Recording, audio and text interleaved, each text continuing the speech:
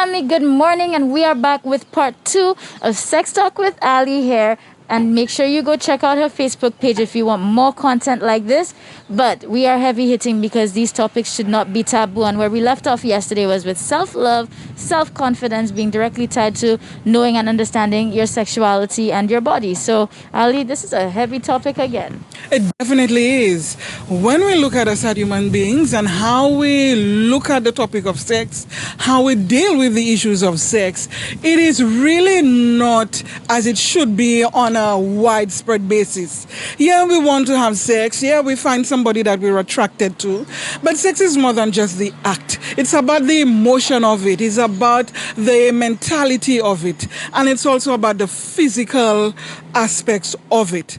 And so it is such a broad topic and so many issues fall under that. And as I get suggestions for what to talk about and as I think of this, all the questions that have been asked and doing a brief video on it, I'm like, this is work that is so important. Mm-hmm. And based on the comments being made, I know that people are getting something from it. So you look at something like masturbation. A topic that has been there forever and ever, amen. And yet I have friends who will tell you, never. I will never do that. That's nasty. That's this, that's that. Or, but that's shameful. Why would I want to do that? And isn't that what a man is for? Etc., etc. And even those will tell you, but it's really a sin and I'll go to hell or whatnot.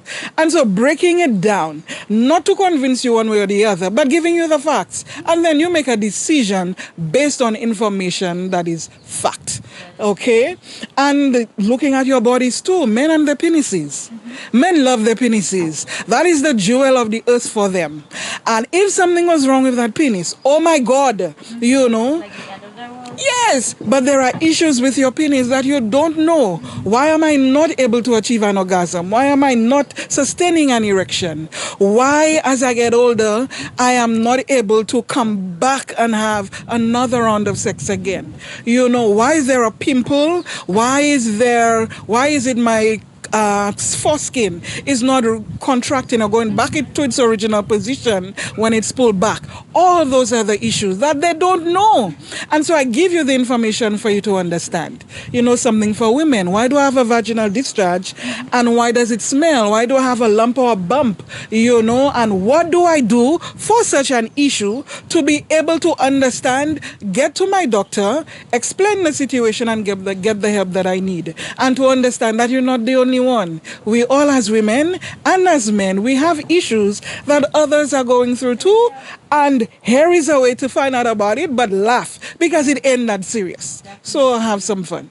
I'm so happy that you said that and making sure that we are open and having fun with it, because at the end of the day, I remember when I was growing up and I had certain changes and I'd be like, is something wrong with me? Is my body supposed to look this way? And what but are you going to ask? You thank you. Oh my God, no. And you know what? I mean, I love my mom, but I was not comfortable to ask these things. And I also felt like an atmosphere was not created where I felt comfortable to, because it was one instance, and I remember I was a teenager and my mom just randomly started talking to me. Oh, well, you know, if I was growing up in your day and age, I would not even be kissing. Do you know you can get STDs from kissing? And in my mind, I was like, oh my Lord, how can I tell my mom, well, I'm not having sex right now. I don't want to, but I'm a kisser and I will kiss. So I'm like, that just made me awkward. So I'm like, I can't even tell her, hey mom, do you know I'm kissing right now? Mm-hmm. So that, I feel like the approach even, you know, right away just puts you off.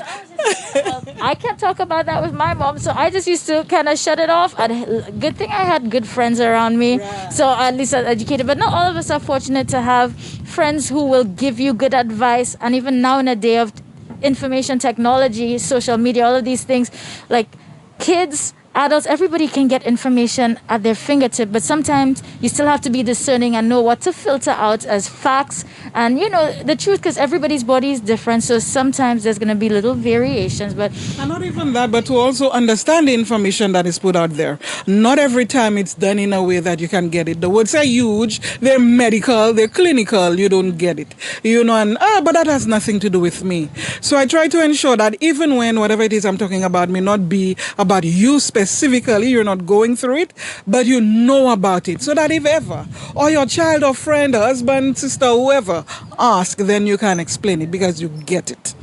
Yeah. Before we wrap up, the last thing I want to touch on with this topic is the fact that the older generations, the people before us, kind of need to realize, hey, get with the program, let's get comfortable, because it filters down to the younger generations. And if we show them that we're uncomfortable with it, just like I felt shy about just saying I was kissing, they will not feel comfortable. And it is a critical point as they're growing up to know and understand these things. As you touched on, variations, sizes, things that are wrong. You will never know if you just don't create that atmosphere, a safe space and an open space to talk about these things. That is true. And especially for older women, well, we're not even talk about the men.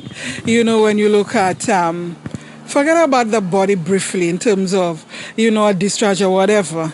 Just the act of sex. What am I going to tell my child? Half the time, they don't understand it for themselves. For example, orgasm. I remember a lady at a health center and talking about whatnot, and she was like, orgasm saksa, but makonet sakisa. And explaining to her what that meant. And she was blank. And my interpretation of her blankness was that she never had one. So that is why she doesn't know, and she really doesn't get it. And you cannot explain or teach what you yourself don't know. And so in order to be able to do that, you need the information for yourself. And if you can't get it for yourself to explain, then that's why I'm here. I will do it for you. So click on the video and show it to whoever needs to know. Exactly. So on that note, guys, I hope that you enjoyed our very candid conversation about sexuality, about sexual health. And of course, it is Sex Talk with Ali. So check out her Facebook page, share some love, go like it, go follow. And again, like I said, for me, I felt like as my son is growing, I've realized the importance of making sure that I create an open space, a safe space, and a comfortable space where we can talk about these things. And I think it's a little bit hard on me because I'm a girl. So, some questions have been coming up now. And I was like, okay, you know what? And I have to distract and say, all right, let me make dinner. But we'll talk about that. So that gives me time to go research. And then I come back and we give it, because at the end of the day, it's our bodies, young or old, and we have to know how to do it. So on that note, I just want to say thank God for people like you, Ali. Keep sharing that information. Keep the talks fun and casual. And St. Lucia, let's start changing the mindset and empowering both the youth and ourselves. It's never too old to learn. And let's get with the program.